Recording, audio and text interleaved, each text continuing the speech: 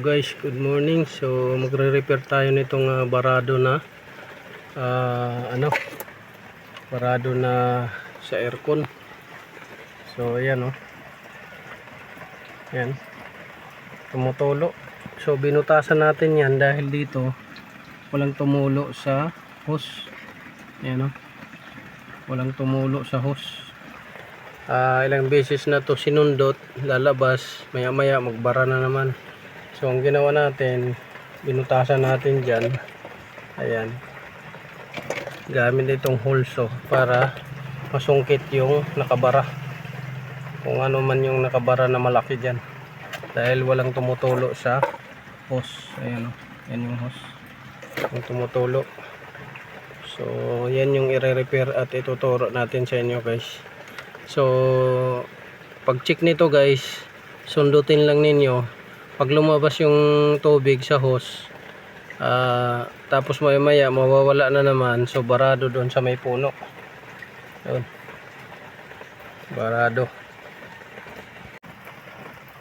Yan, guys, grabe ang tubig, ang dami.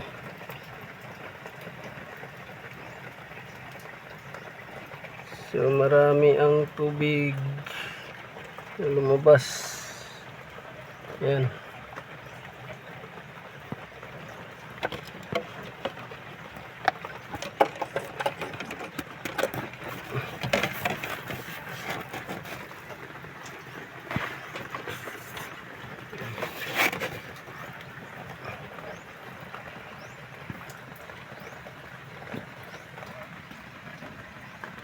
Tubig.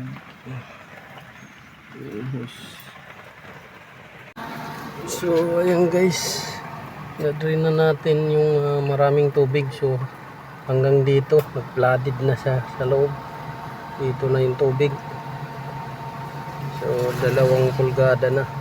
So ito yung hose na tinanggal natin. Kitaan nyo naman yan, guys. Napakaliit ng hose. Yan, ang liit ng hose.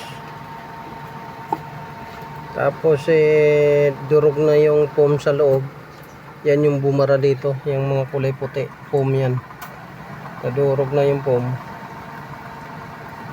Tapos na-shoot dito. Yan. Nagbara yan, dami pang bara sa loob. Hindi talaga makalabas ng hose to. So papalitan natin ng hose ng malaki-laki ito, para yung mga durog-durog na yung makalabas. Matulo na siya.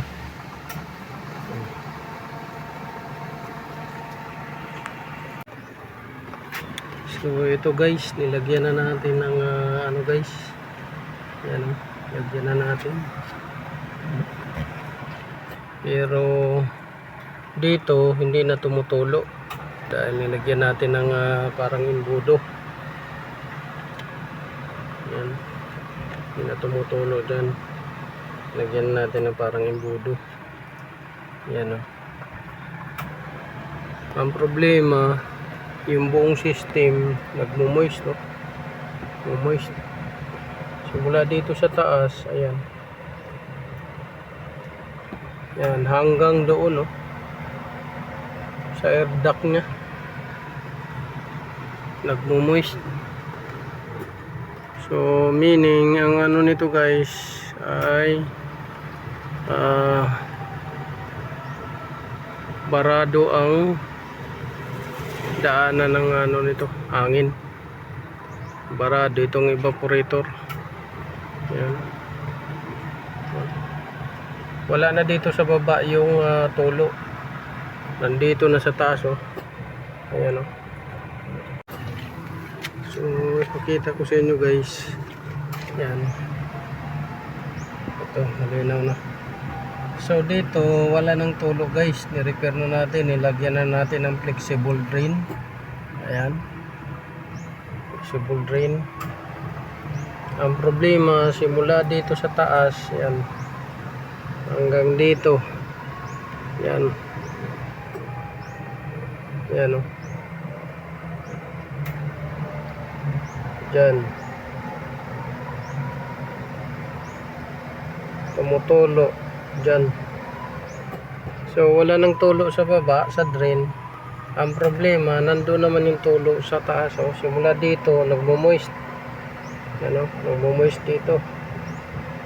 Tapos yung air duct basa, nagmo-moist. Yan. Nagmo-moist. Yan. Nagmo-moist yung air duct. Saka yung buong ano na to, box, nagmo-moist. So ang ano natin ito ay barado yung evaporator, meaning nagyelo to.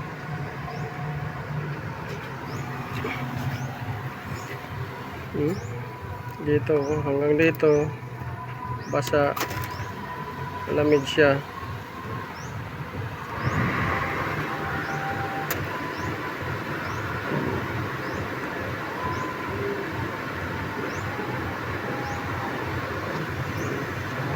Basa yun.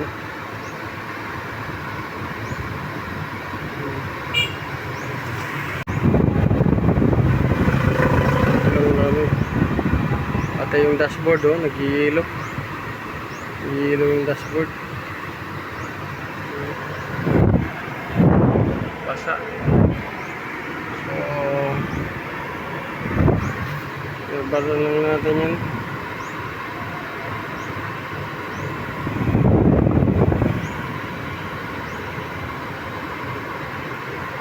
Natin kung mawala yung naka full na yan siya, naka number 4 naka number 4 circulation door easy.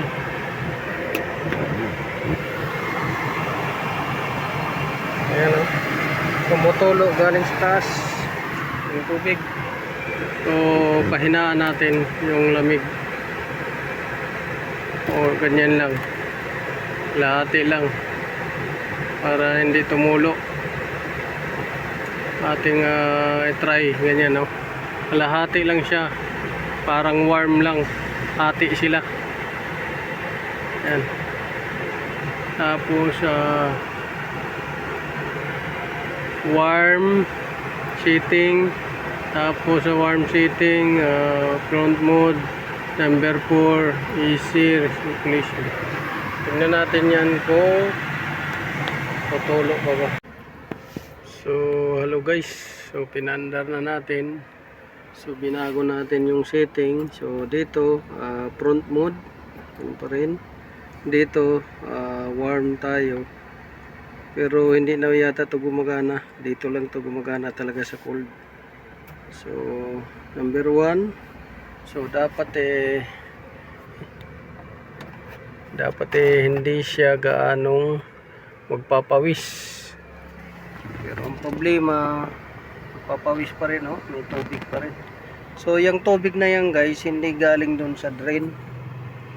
Dahil pinix na natin yung drain na yan. Ayan, nilagyan na natin ng flexible hose. Tapos nilagyan na natin ng funnel na gawa sa bote ng brake fluid dahil yung dati nila ay basag.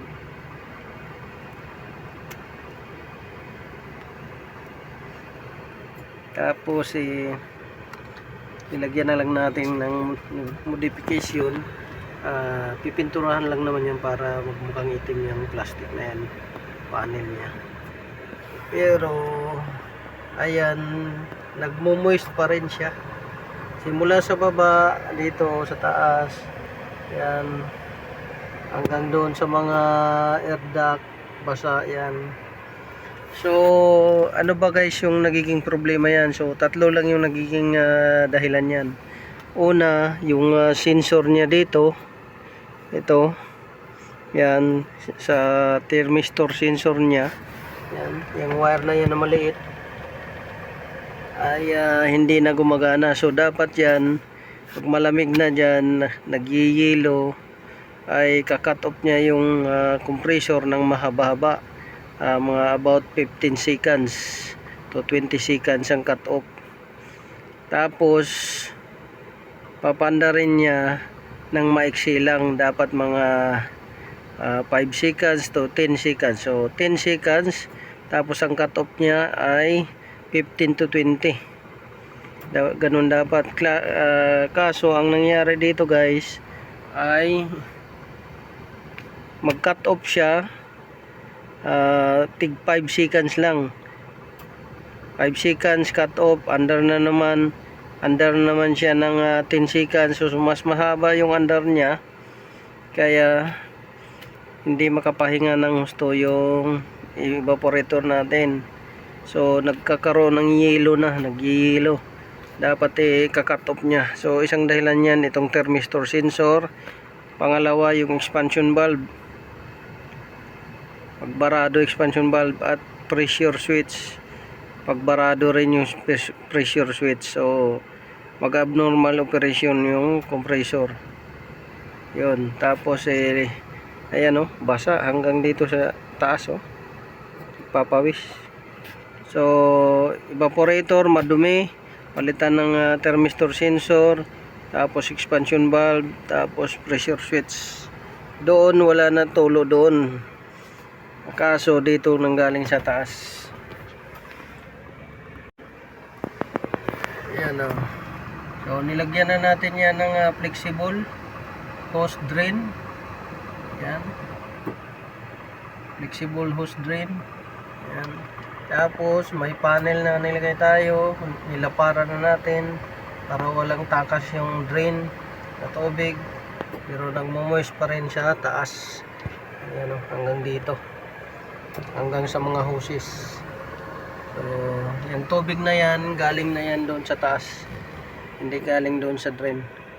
So ang repair nito, babaklasin, evaporator, linisin, tapos palit expansion valve, palit pressure switch, tapos palit ng thermistor sensor.